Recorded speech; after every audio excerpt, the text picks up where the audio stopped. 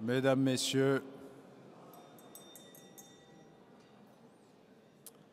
so now I have good news for you. Kishore Mahbubani is ready to deliver his keynote speech. So I won't introduce Kishore in detail.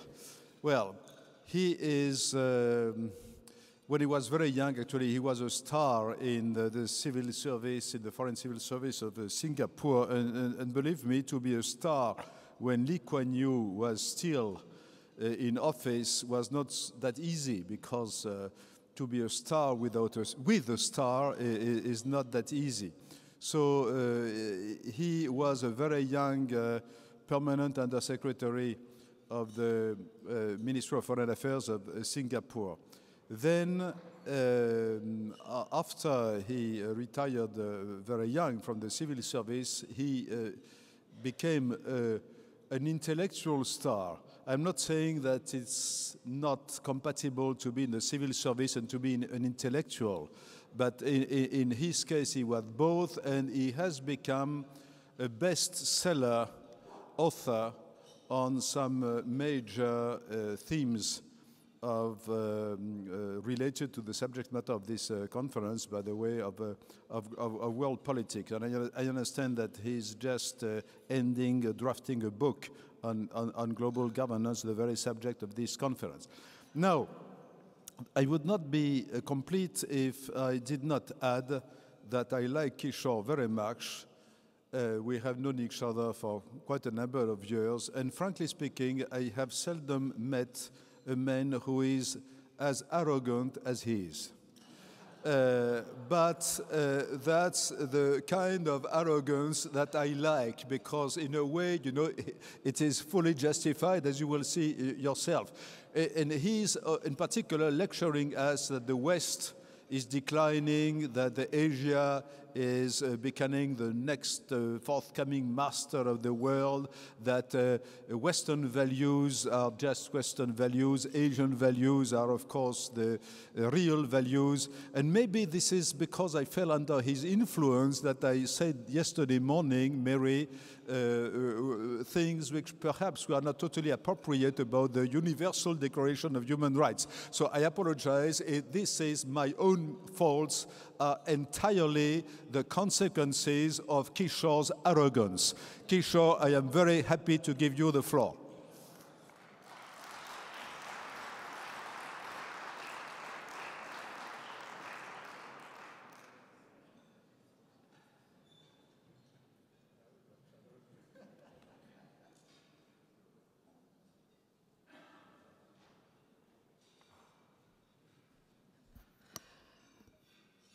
I can assure you that that is by far the most dangerous introduction that I've ever had.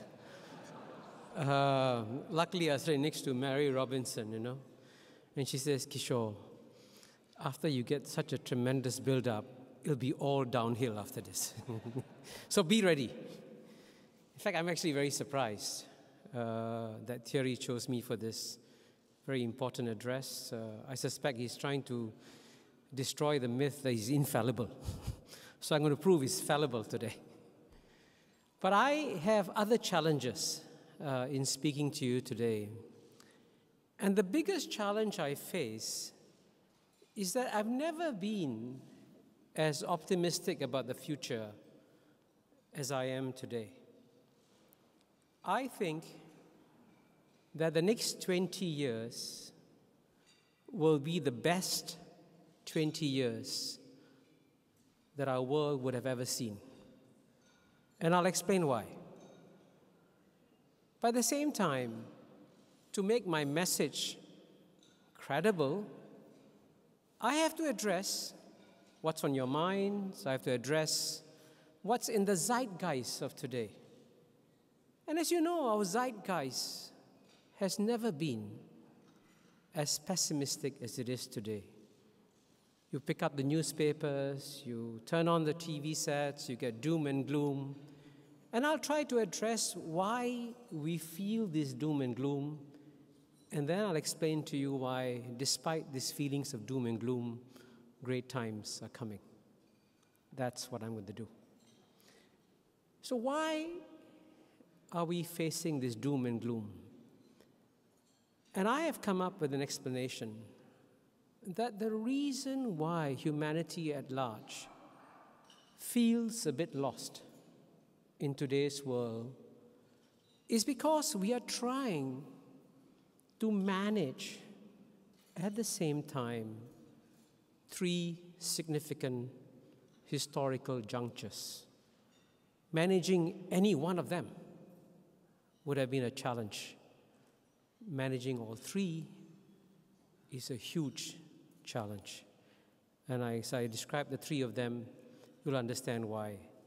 But even before I begin, I must, to reinforce the point that Thierry made, as a good Asian, I still have to do the right Asian thing and apologize to my Western friends if I make you feel uncomfortable with some things I'm going to say. But at the same time, if I don't take you out of your comfort zone, you will never understand the world that is coming, because the world that is coming is a world outside the Western comfort zone.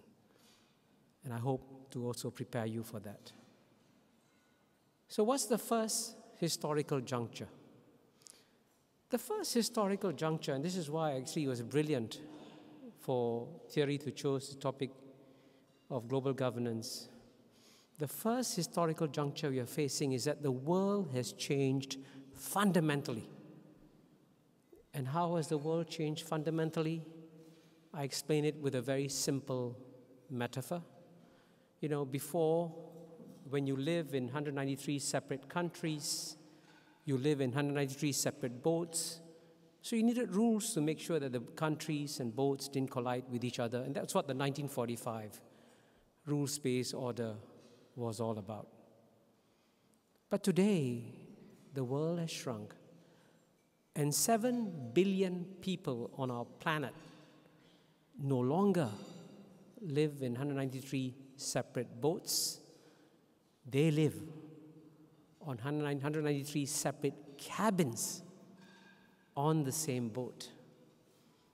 But the problem we have is that we have captains and crews taking care of each cabin, but we don't have a captain or crew to take care of the global boat as a whole. And if you accept this metaphor, you'll begin to understand why we face so much pessimism. Because all the challenges, all the fundamental challenges that we face are clearly global challenges, which demonstrate day after day that we are on the same boat, right? Just before the session, Jacob, Ilsa Kong, and the rest were saying, you know, housewives in Korea wake up to read about what's happening in Greece. Why?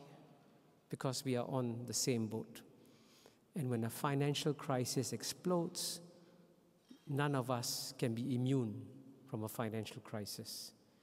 Similarly, the number one challenge that we worry about today is global warming. And you cannot solve global warming by sitting in any country or any cabin of the boat. You have to get together as a whole and find a solution. Similarly, if you have a pandemic, it respects no borders.